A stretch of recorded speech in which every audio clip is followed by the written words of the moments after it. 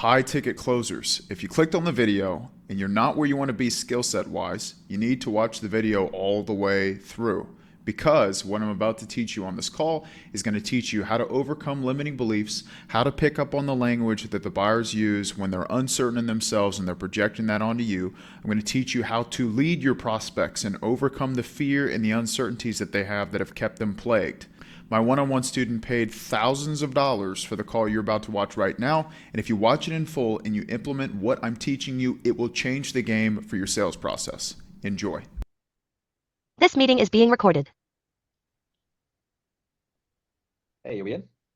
Hello. Yes, we are. There she is. Hey, Abby. Hi, how are you? Doing Okay. Let me go back for a second. Yeah. What do we got here? So, Abby, what are you asking? Sorry. So if you've seen any of the trainings, I'm very quick to recognize patterns with people. Have you seen any videos where I just start diagnosing people? Don't smile.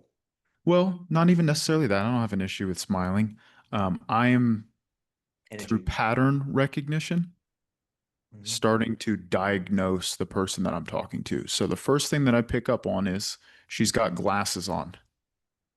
Have Oh, you ever yeah. heard? Yes, I've seen the video. Yeah, I've seen the video. You're automatically putting them into like categories. Yeah. It's like this person's a little bit more nerdy, it's a bit more maybe reserved. Yeah. So what I would say about her, extremely high likelihood that she has a analytical personality, which Mhm. means she does not trust people and she's extremely risk averse. Yeah. Okay, so the two things I pick up on, glasses and the background is blurred. The reason Okay. people blur the background is because they don't want you to see what they have going on behind them, which means they don't trust people, Yeah. which means they actually don't trust themselves. Cool. So this person is coming onto the call with the expectation, Luke, that you're going to convince her and ease her discomfort so that she joins. Okay. That's the mentality. You need to Okay. convince me, tell me about your product and your pitch. I'm not sold yet. That's the mentality. And Mhm. she's constantly going to be looking at everything that you say through the lens of how can you prove it? Or how can you guarantee that it'll work for me? Yeah. Important to know that that's the type of person you're talking to because you can curate the conversation in a way that pulls out those limitations. Mhm. Got you. Okay, because the person who actually gets to the top of the mountain doesn't overanalyze. They're not an overthinker. They take action on their goals from their gut. They trust themselves. They put the left foot after the right foot. They reach out when they need help. They don't just sit in paralysis. They move. So we have to change the identity of the person. Right. Gotcha. Okay, let's get into it. Doing well. Had a red-eye flight last night, so I'm Yeah. I'm a little tired, but glad to be here. Fantastic. Welcome to the call. So our time here is limited. Okay, and I just want to make sure that we make the most out of it. So I'm just going to dive straight in. Is that okay with you?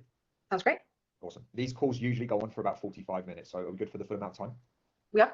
Fantastic. So what I found works best on these calls is I love that you have your camera pointed in a way where you can kind of read the script and get familiar with it so yeah. that it doesn't look like your eyes are darting left and right. It's good. Mhm. Yeah, been Just doing have a that good for open day one. conversation. So I can Learned get that to from know you a Stephen little. actually. It's great. Yeah, Stephen did the same But I thing. did it. I did That's up. it without even actually having that conversation with him. I saw what he was doing when I was looking back at my calls. I saw my eyes shifting when it was like this. But when I watched some of Stephen's calls back, because I asked him to send them over, I noticed it was from this angle. I was like, Yeah. let me try that, and I noticed my eyes don't shift.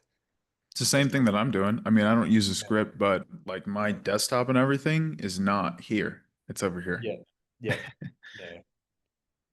That way I can understand where you are now when it comes to mobility and what you're looking to achieve with Moves Method. Now, we can't always help everyone, which I'm sure you can understand, but if it looks like what we offer aligns with your needs and we can support you on your mobility journey, then we do have quite a few options available, one of which is personalized coaching. But if not, I'm a pretty blunt and honest guy, so I'll still point you in the best direction I can. Sound good? Yeah, that sounds great. Awesome. So, Abby, I guess my first question is when it comes to mobility. If you were on a date or you were catching up with a friend at dinner, would those words, my next question is, ever come out of your mouth? No. So just realize when you say things like that, you validate to the person that you're talking to that they're in a sales process. Mm, okay. You'll learn this from me, Luke. I'm very granular when it comes to this feedback because all these things stack up over time. Yep. Yep. I hear you. I'll take that out. So it's not going to be coming in and changing the whole script from day one. It's going to be picking up on these small details Yeah. and removing certain things to where your conversation becomes conversational, Mm-hmm. where they feel like they're making tangible progress towards what they want.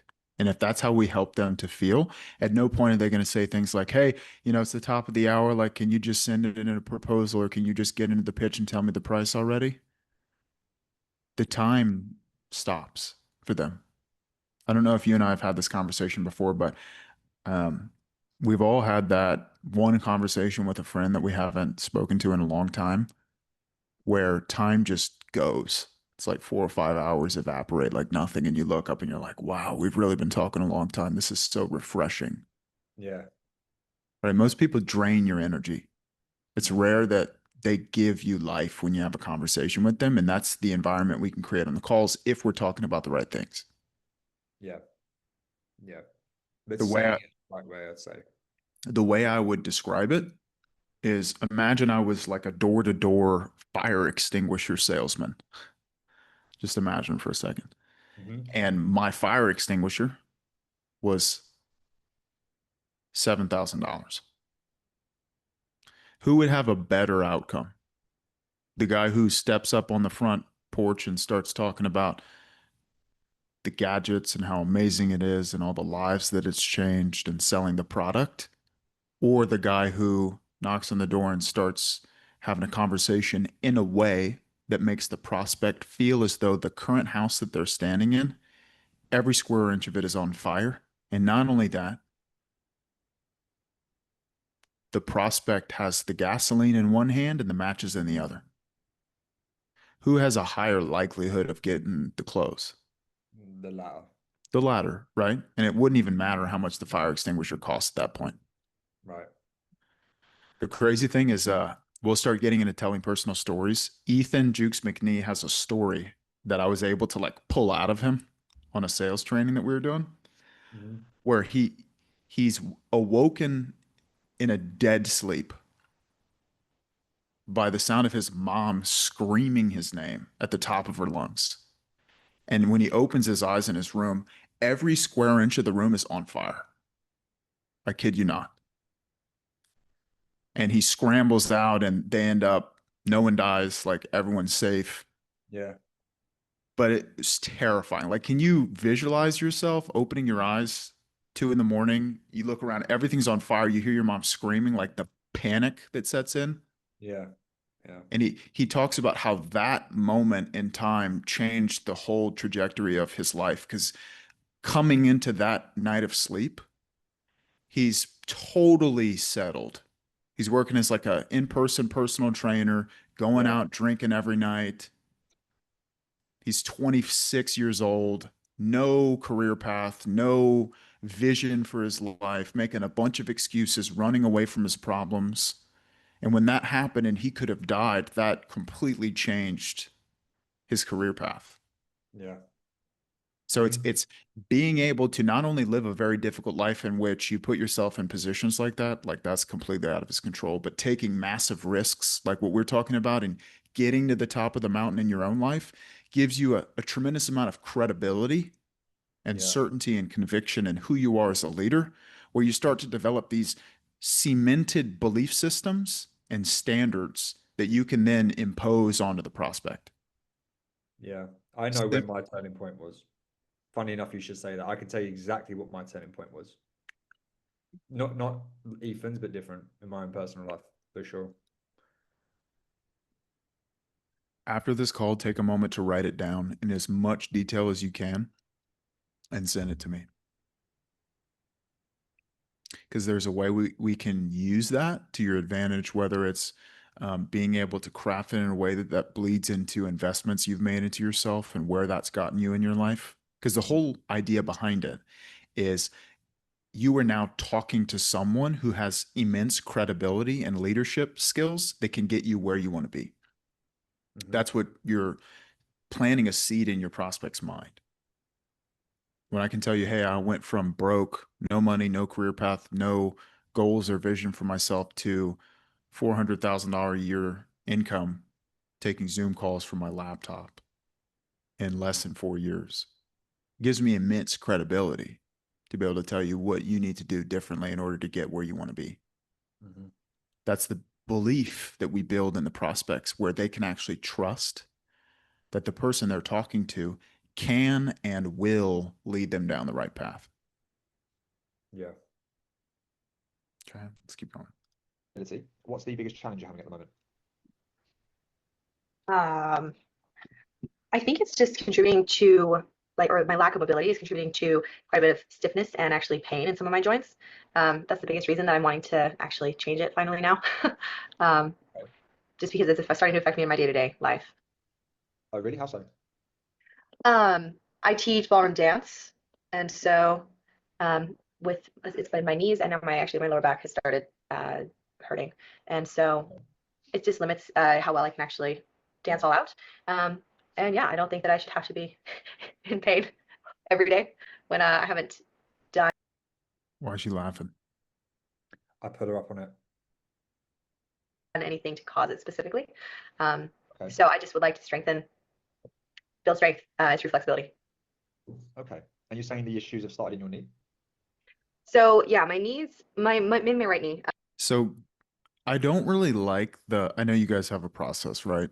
Yeah. But just to give you my insights, it's so quick. Have I walked you through the brick analogy yet? No. Okay, so that question, what's your biggest challenge? It's a good question if it's layered properly. Okay. So I want you to imagine that every question that you ask, think of it this way. If I took that question, what's your biggest challenge? And I took it and I wrote it on a brick. What's your biggest challenge? And I took that brick and I went into a hotel. Hotel has 100 floors. And I took the brick and I threw it out of the first floor window and it landed on a car. Due to the fact that it's a brick, it'll probably do a little bit of damage, right? Yeah. But if I take the same brick and I go up to the 100th floor and I drop it, it's going to do way more damage.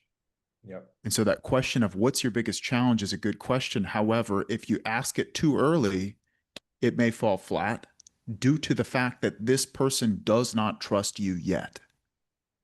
They don't trust you. They're not going to be vulnerable with you. They're not going to be honest with you. They're going to downplay it because she's analytical and skeptical and needs you to convince her why she should even tell you what's going on. Makes sense. It's like walking up to a stranger on the side of the street and being like, tell me your deepest, darkest secret right now. Yeah. It's not going to happen. What would be a better question to ask? What's the outcome? What's the outcome that you're looking to accomplish through moves method? AKA, like, where are we trying to go? Because then they're going to talk about, oh, I want to have no pain. I want to be able to do X, Y, and Z, etc. And you just draw your own conclusion. Whatever they say they want, where they want to be, reveals what they currently do not have. Yeah. If I came to you and I said, I want a girlfriend, logically, you can draw the conclusion that I don't have one right now. Right. See what I'm saying? So Yeah. I don't like biggest challenge that quickly. You could go into like, help me understand, like, what was the rationale behind coming to us in the first place? It's a broad net, and it allows them to start giving you some more context about their situation. What's going on? What brought them to the call? Where are they trying to go? What's the outcome that they desire? Because that is the umbrella that leads to the whole rest of the dialogue between you two. And so when you start with what do you want, every sequential question is framed in a way that they're actually getting closer to whatever the desire was initially. Yeah. Yeah. But wouldn't that be kind of starting with like almost touching on goals Yes. very early on? So you What start with brought you goals. here? What brought you here? Like, what's the outcome? What do you want? Is then going to transition into what have you tried? Yeah. What have you tried? Which then in turn is eventually going to turn into what's prevented you from achieving it on your own. Mm. Which Yeah, every it's time we get there, that's going to be the person. of course. The person is what has prevented them from getting what they want. It's themselves, the ownership, the responsibility. And it's always going to boil down to fear. Because they'll Yeah. say things like money got in the way, or time got in the way, or insert other excuse got in the way. But if you boil it all the way down, it's always my lack of belief in myself got in the way of me Mm. doing what I needed to do. Yeah. And then we start having a conversation worth having, which is you not believing in yourself and you not taking the step and you allowing finances to get in the way of you getting the help that you need. Like, what has that truly cost you in your own life? Mm-hmm. Mm-hmm. What has that prevented you from achieving? Now it's a completely different question, It's got more depth to it, I feel like. way more depth. Your process is different to how we do our process, but I can already see how you layer it, as you say. Mine is still across the board, I feel like surface level, which is something I've always personally challenged with, like struggled with, having Yeah. surface level conversations. It needs to go deeper, and I feel like that process layers it a bit better. Yeah, it's crazy, dude. It's crazy how a company at that level can have such a surface level process. This Because you crazy, guys should be doing 8 or 9 million or 10 million a month if you had the right process. bro, I'm only going off of like the top closer, and this is exactly what he does, and it's insane, bro. Like, I cannot believe that this man, even asked Stephen, because Stephen messaged me the same thing. He's like, how is this guy clearing like 150, 200K a month? Because he asks those kinds of questions. Like, but he could be doing a lot more. He could Yeah. be doing a lot more. Yeah. It's true. Company would be doing way more than they're doing if they had the right process. Way more, which is crazy. Same. It started bothering me probably close to 6 months ago at this point. Okay. Got it looked at by a doctor at one point. They said it, sorry, my cat's gonna say hi. She's here. Got it looked at, but there's been no moment where there's like I can pinpoint an injury happening. I think it was just like an overuse sort of overuse stress on the joint. Yeah. And I don't know if it has to do, I don't know, it could have to do with maybe my hips aren't as mobile as I would like them to be, or some of my muscles are too strong, and so it puts weird stress on the joints. I just feel that my limiting factor or kind of a consistent factor through all of this has been a lack of what I felt flexibility, and then being able to like move through that. I've only ever really trained statically, like done static stretches, so that's kind of why I liked the moves mobility method. It seemed like it was actually real life tools. Seems like it could help potentially. Mm-hmm. So that uncertainty there, it seems like Yeah. it could. So you would want to attack that. That's a projection. Yeah. Like, think about it this way. If I had a heart attack, God forbid, have a heart attack, struggling to breathe, going in and out of consciousness, and I wake up and I'm in the ER and I'm in a panic. I'm like, what is going on? And I look over and the doctor is standing over my body. If I were to ask him, Doc, can you fix me? How certain are you that you can fix me? And his response was, I feel like I might be able to possibly. What would that do to me in that moment? Would I be certain or extremely uncertain? Yeah. Uncertain. Extremely uncertain. Would I want this doctor or would I want a more confident doctor? No, but do you feel like she's maybe saying that because of her limited understanding or knowledge about moves method? Because I do get No this. one needs more knowledge. Mm. No one needs more knowledge. Knowledge is found with the drop of a pen. Go on ChatGPT. It would tell you everything you need to know. So they're not paying for knowledge. They're paying for accountability and execution. That's what they're paying for. Mm-hmm. And that's a cemented belief. If she was resourceful, she could go on the internet and find everything she needs to know and just do it. But the problem is with these people is they don't know how to hold themselves accountable. Mm. They get in their own way. They make a bunch of excuses. They don't take responsibility. They become resourceful in finding every single reason why they shouldn't do it, Mhm. rationalizing it. Mhm. So what they're paying for is for me to hold them accountable. And that starts not 3 months from now, not a couple weeks from now, once you're in the program. It starts right now. Mm. Mhm. So the line is, what if I told you that more information does not equal less hesitation? What if Yeah. I told you that more information doesn't equal less hesitation? Because think about it. Imagine you and I had never flown in a plane before, ever.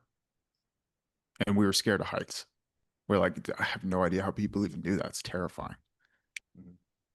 What would make it easier for us? Getting in the plane and going to our seats and buckling in and just trusting that the pilot who's been flying many years, that had to pass thousands of hours of tests, was Yeah. actually going to get us there safely, or going into the cockpit and sitting down with the pilot for 6 hours to understand what every single button does. Mhm. Yeah. See what I'm saying? Oh yeah, for sure. So that question that you just asked about, does she just need more information? The answer is no. Mm. More information enables her to continue to be in her own way, because she already has a ton of information with no implementation. So why on earth would I stack up more information? That's not going to fix the problem. The Yeah. problem is no one is taking her and throwing her out on the deep end and Mm. forcing her to figure things out. That's Mm. where we come in. Yeah. Because every single prospect's going to come on the call and say, how can you guarantee that I'll be successful? Mhm. Yeah. Simple answer is I cannot. Traditional sales tells us that we should try and guarantee them success, but we can't. Yeah. So when we do that, we're like every other salesperson that they've been burned by that they hate. So I flip the script and I'm like, okay, I'm about to get married in 3 weeks. In 3 weeks, I will be walking down the altar, left foot after the right foot. Then will come my fiance. I'll hold her hand. I'll look at the officiant.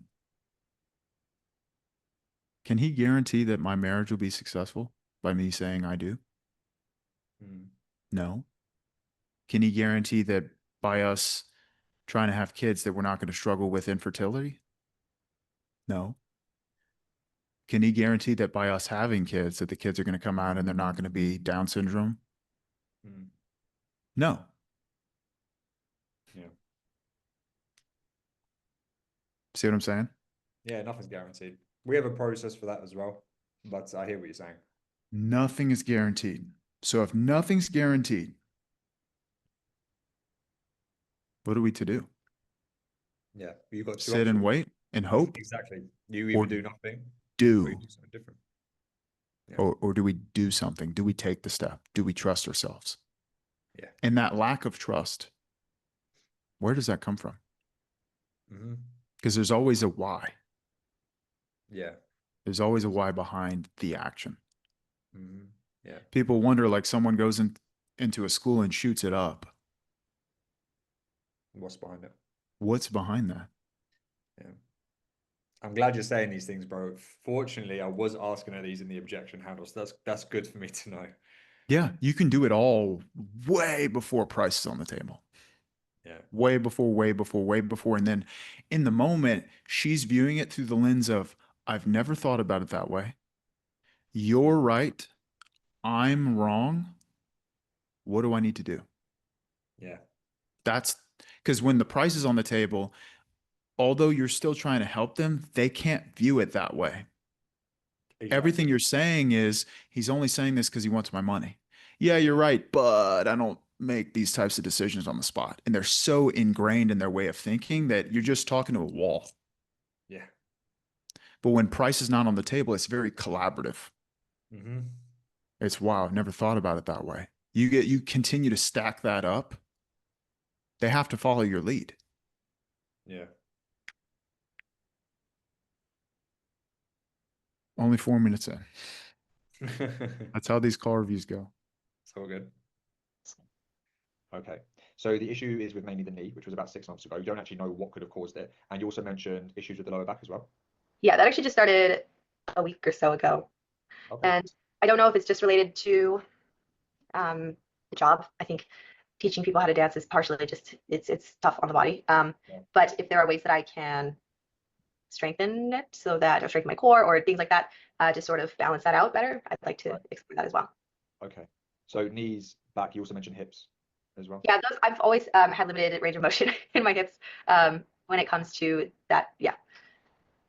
Okay. And with the knees, in terms of sort of pain, how bad would you say it is on a scale of 1 to 10, 10 being excruciating? Recently it hasn't been too bad. When I've been dancing quite a bit, it gets up to about 6 or 7. Also up there. Yeah, yeah. When it was really bad, on and off, it was like I couldn't walk normally. Wow. Just and it was strange pain. It was like I didn't feel like it was stable. Like if I didn't feel that I could put my full weight on it, or I felt like it was gonna give out randomly. So yeah, but then it would feel better a couple of days Yeah. later. So it's just kind of a interesting situation, I suppose. Yeah. Would you say the pain's getting sort of more frequent? With my knee, I don't think so. It's just Okay. kind of on and off. Yeah. No, yeah, and at this point, it's my lower back is just kind of on fire, so that's kind of covering up any of Oh, wow. any of the knee point pain that I've had. Yeah. Okay. What have you tried sort of like since this has all been happening to address this? What have you tried? With the lower back has just kind of started. I haven't really done a lot to try to fix that, except for adjust how I'm standing when I'm teaching to try to. Free stuff. Yeah. I just tried random stuff I saw off the internet. Mm-hmm. Right? I thought I could just figure it out. That's a mentality. It's a very stubborn way of thinking. Yeah. That's most prospects I speak to. 100%. Yeah. Because what's going to get them to actually pay the money? It's a reframe. You have to highlight to them that what they're doing, and if what they're doing hasn't worked, they continue to do the same thing, they're only going to get the same result. Yep. And them doing the same thing and getting the same results has to be extremely painful. Yeah. And they have to see it clearly. Mm-hmm. Otherwise, there's no urgency. Yeah. Why would they pay you $8,000? Yeah. Make sure I'm using my core more and not overextending and putting too much weight. How do I get them to a place where it is urgent? This is something I struggle with, is the urgency creation part. So my instincts would tell me to start widening that gap. Asking them, okay, well, if 10.0 version of you is this, where would you say you are now relative to that person? So that's one way. Yeah. Another way. What other areas of your life are being affected by this? Yeah, I do get into that as well. Besides you, who else is this affecting? Because we realize that with our physical body, right, when our physical body is in pain on a consistent basis, what does that do to our mental health? Yeah. And when our mental health is bad, and our thoughts are bad, and we're frustrated and angry and agitated, what does that do to our relationships? Mm. What does that do to our income? Yeah. Every single area is affected. Especially being someone who knows that they need to fix a problem and they choose to not do that. Once again, cascading issues from that. Because it's just a projection. She looks in the mirror and she says, my body feels awful. I feel terrible. I need to make a change. And she doesn't do that. That shows up in her career. Yeah. It shows up in her dating life. It shows up in how she views herself and therefore how she treats other people. It shows up everywhere. Mm-hmm. Every It's single aspect of her life can be tied back into this we're talking about right now. Yeah. Yeah, it's interesting because when I asked that question, is like, okay, I am curious, Mr. Prospect, how is this affecting other areas of your life, like work, for example? But I'm focusing on the physical, but not so much on the mental when I asked that question. It's another example of layering, right? Yeah. You have to get the depth and the urgency and the pain and the frustration before you move into another area because that's a transition. Mm. And when we transition before getting adequate context, the questions don't land. Yeah. So usually it comes down to slowing down and being more patient, probing and clarifying more to really understand what's going on below the surface. Below the surface. Because otherwise they just keep this mask on where they're giving you fluffy answers that have no depth. And you keep transitioning, and then you get to the end of the call, and then the avalanche of objections come out. Yeah. On my lower back. But with the knees, I've just tried like as much as possible elevating, icing when I'm not on it. And that has definitely helped. But other than that, nothing too crazy. Okay. No chiropractors, massage, nothing like that. No, I know I should do that, but I haven't had a chance or haven't made the time to go. That was cool. Saw she corrected herself. I haven't made the time. Mm-hmm. That's a very aware thing to say. Okay. It's a correction, which is good. And when they correct a negative behavior, we want to reward that. Okay. Because what she's saying is, I could easily use this excuse, but I'm not going to. I'm not going to give myself that way out. That's a good thing. Because most people would say, I just haven't had the time for it. Yeah. Which is not true, because we all have the same 168 hours in a week. Yeah. And to explore those options at this point. Okay. What do you mean you haven't had the time?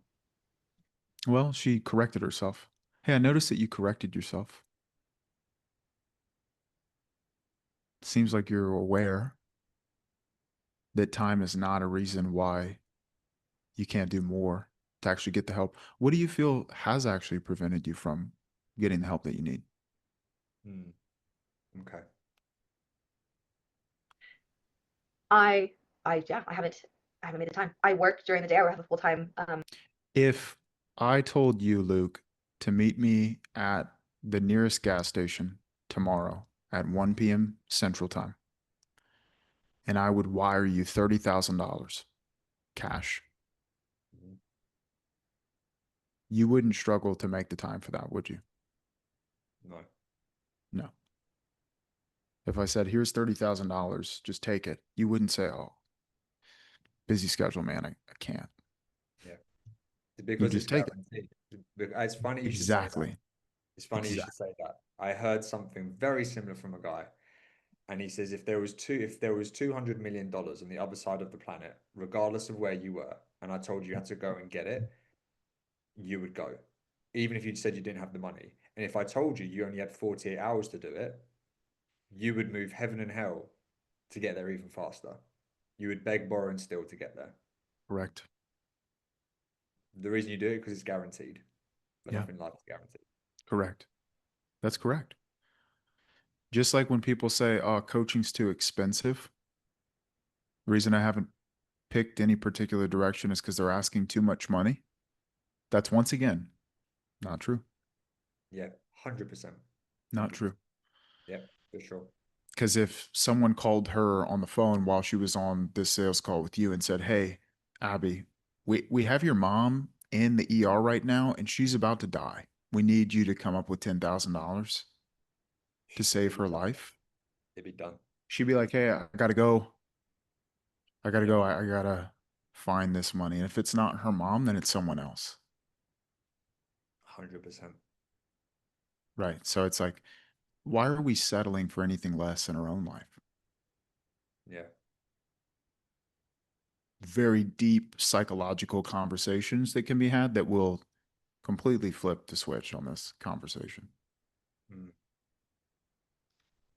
Course or desk job, and then 4 evenings out of the week I go in and I teach dance. So just day to day is pretty packed, and so that's where it's like making the time just hasn't happened yet. So Yeah. I think in terms of seeing a chiropractor or going getting massages and that sort of thing, part of it also is I would want to go somewhere good, and so I think part of it is just I don't know where to go, and so When someone says, I don't know what to do, think about this. I want to see if you can draw this conclusion yourself. When someone says, I don't know what to do, what are they actually telling you? They want you to direct them. Go deeper on that. Whose responsibility in that situation is it then? In what regard? So if they want you to direct them, they're putting the responsibility on you. What they're saying is, someone should have told me what to do. Yes. Yeah. Externalizing. People get to the end of your call. If you haven't heard it yet, you will. They'll say things like, oh, well, I just found out about this yesterday. Yeah. It would be irresponsible for me to give you $8,000 on this call. I've heard it. That's not the truth, though. And what they're saying is, the reason I didn't find out about you sooner is because of you. You didn't do a good enough job of spending more money on advertising. Otherwise, my lazy ass laying on my phone would have found you. It's your fault. Yeah. You see what I'm saying? I don't know if this is your analogy. I saw Ethan use it. It's Christopher Columbus. He says, did Christopher Columbus wait for someone to hand him the map before he went and found the Americas? Or did he just go and do it? It's great. And if he would have waited around for someone to give it to him, probably never would have got it. Yeah. Right? Because that's where we get into decision-making process. Are you a leader or are you a follower? Yeah. Right? Is this starting to make more sense now? Yeah. Is this helpful? Yes, very. Good. Because she's saying someone should have told me what to do, which is externalizing responsibility. And females do this habitually. Yeah. Because females are inherently designed to follow. So that they're extremely resourceful in excuses. Yeah. Rarely do they ever say this is 100% my responsibility, because that's what men do. That's what leaders do. It's my fault. Should have done more. Got to change now. That's what a leader does. A humble leader. Okay. And so with this person, we have to help them realize, like, it's no one else's responsibility but yourself. How do you convey that over to somebody? I love that you asked. Have you ever heard the difference between being nice and being kind? Yes. What's the difference? Being kind is like I'll put it this way. I always say to people, I'd rather hurt you with the truth than protect you with a lie. Okay. Let me help you with making that statement make sense. This is where analogies come in. Yeah. So, Luke, I want you to imagine that you and I were getting dinner together with a big group of your friends. Okay, picture your favorite restaurant. So we're sitting down at the table and you're telling a story. It's one of your favorite stories. It's one of your best stories. I've seen your video. Everyone's paying attention. Everyone's locked in because it's a really good story. But while you're telling the story, I notice that there's this big piece of food in your teeth. Yeah. And people are starting to notice it and they're starting to laugh, but you haven't realized it yet. You're just telling the story, and it's a great story. The nice thing to do in this situation is not to tell you anything, because I don't want to offend you. I don't want to embarrass you. I'll just be passive and sit. The kind thing to do would be to interrupt you, even if it messes the story up. You want to know why? Because I care about you. and I don't want you to be embarrassed. Mm-hmm. So in this call, are you looking for me to be nice or kind? Mm. Prospect says kind. Are you sure? Double tie down. Yes. So when I talk to people on these calls, and I've done thousands of them, we tend to encounter two different types of people. People who take full ownership and responsibility for their situation, that are willing to actually do what we ask them to do so that they can get the help that they need to eliminate feeling the way that they felt up until this point. And then we have people who were resourceful in finding excuses as to why they haven't done more, putting responsibility on us to get them out of their situation. And so when I hear you say that you just don't know what to do, what I really hear you saying is someone should have told you what to do.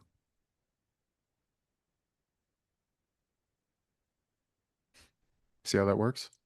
Yep. Yeah. It's all framing. 100%. Yeah. Because then in that moment, she says in her own mind, you're right. You're right. And if you're right, that means I'm wrong. Mm.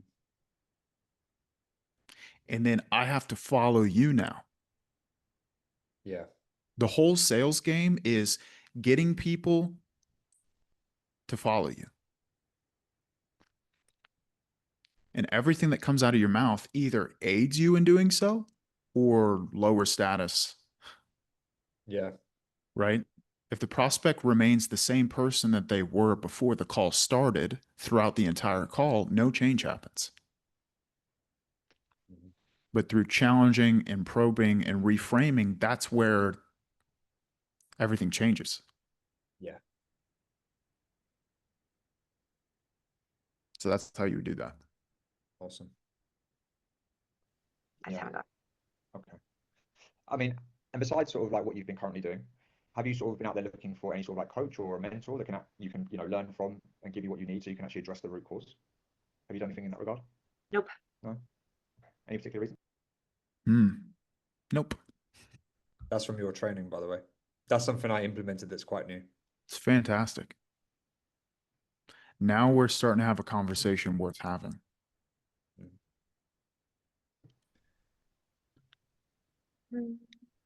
So it's not. So is there any particular reason you didn't do more? Is a yes or no question. Because she could easily say nope. Then we're at a dead end, right? So if I wanted to get ground and clarity, I would say, what's behind that? Yeah. That'll give me concrete answers. That'll give me leverage. Yeah. Yeah. What was it that prevented you from doing more? Not a yes or no. You see that? Yeah. Yeah. Yeah. I did get her to, I did say to her, why not? What's behind that? Start thinking about it. I don't think so. No. Hold on. That's a no. Or a mentor that you can I learn think I from said why. and give you what you need so you can actually address the root cause. Have you done anything in that regard? Nope. Nope. No. Okay. Any particular reason? Any particular reason was the question. That's a yes or no. So Okay. it's granular, right? Yeah. Every So you, word counts. So instead of saying any particular reason, I would have said, what's behind that? yeah. Yeah. It's a game of inches, dude. I'm telling you. Yeah. 100%. No, it just the change in the words, bro, is huge. That's it. That's it. You change the words, you start closing these people, bro. I know how that structure and that offer is. It's like the guys who are closing the most, they're the ones getting the best cream of the crop. We'll get you there. Yeah. It's these things right here. And when you get there, listen to the language. When you get there, not if, Oh yeah, for sure. because you do what I tell you to do, you will. Every single person under you, with the 50 of them on there, are going to be asking how you did it. Yeah. Oh, I know that already, bro.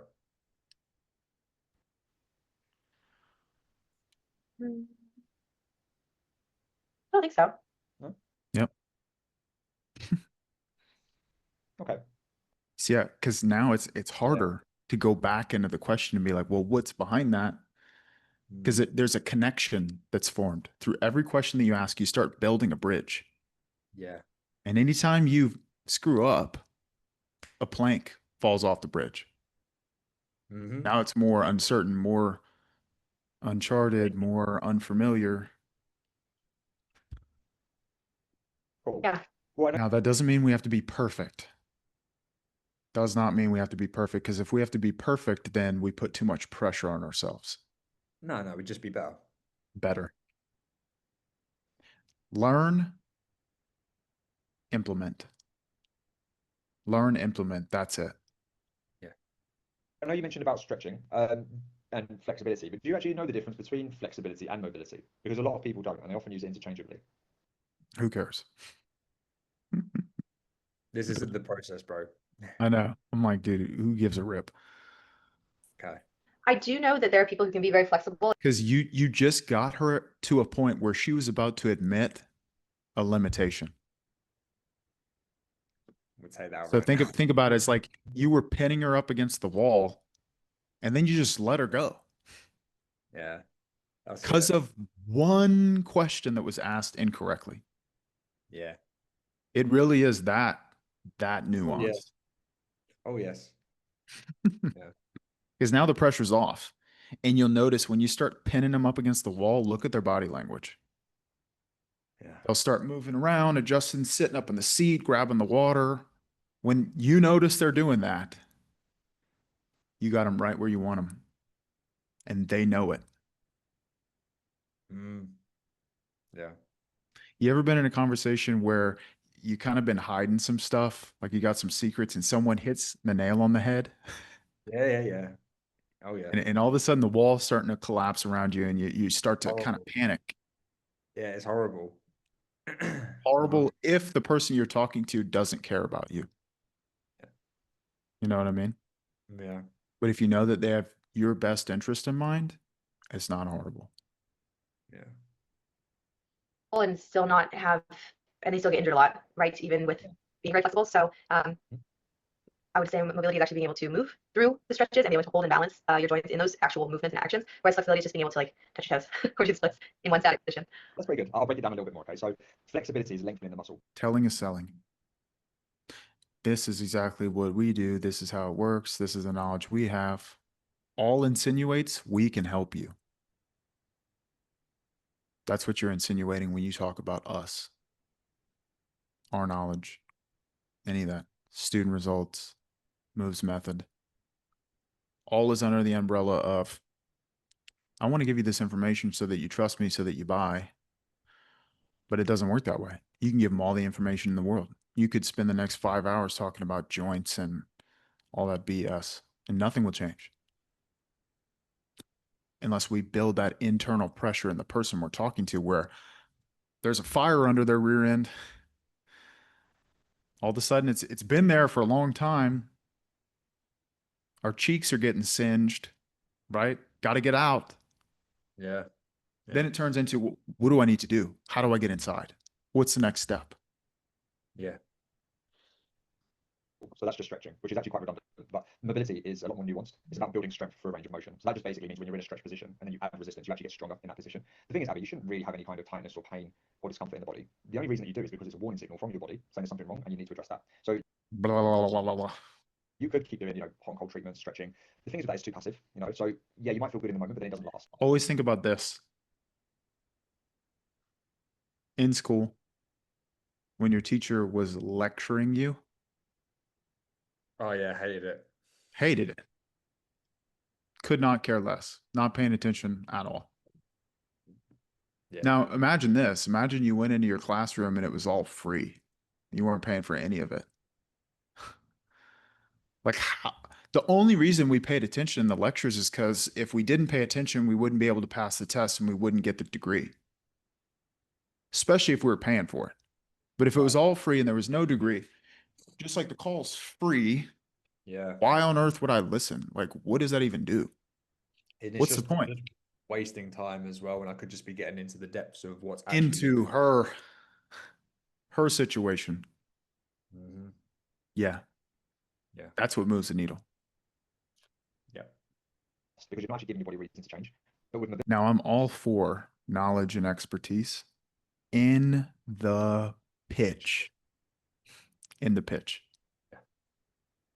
mobility work, you're telling your body, I need to be strong in that position because I might need it. Because then it turns into, you remember how earlier you mentioned that you had pain in XYZ area?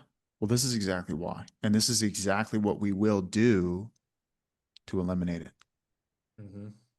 And this is why what you've been doing doesn't work. Yeah. That's what it turns into. Mhm. That's where we leverage our expertise after we've drowned them the whole call. Drown them to the point where they're doing anything they possibly can to get another breath of air. Yeah. And then this is exactly what you're looking for. Payment. That's how that works. Again tomorrow. And then when you do that, the body responds by helping you recover. It helps you heal and build strength exactly where you need it. Does that make sense? Yes. Yeah, awesome. You know, I'm curious, just because you mentioned that you are quite sedentary, you've got a desk job, right? During the day, yes. Yeah. Okay. Does your sort of like back and hip or knee have an impact there at all? Not too much. I think when Reaching. You're like, let me try and get some leverage about your situation. Yeah. It's because it's almost because I've like had to reset. It's like I was getting her to that point. Yeah. And it's like now I'm having to start all over again. Yeah. You're having to like force urgency. Yeah. You're trying to like grab it out of thin air. Yeah. when I definitely get stiff throughout the day, but I try to stand up, go alternate back and forth between sitting and standing.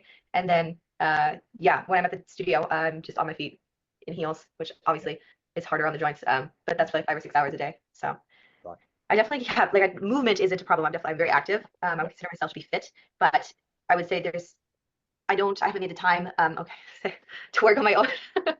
I don't routinely make the time to work on my own overall health as well as I would like to. And so that's partially why I wanted to explore this method.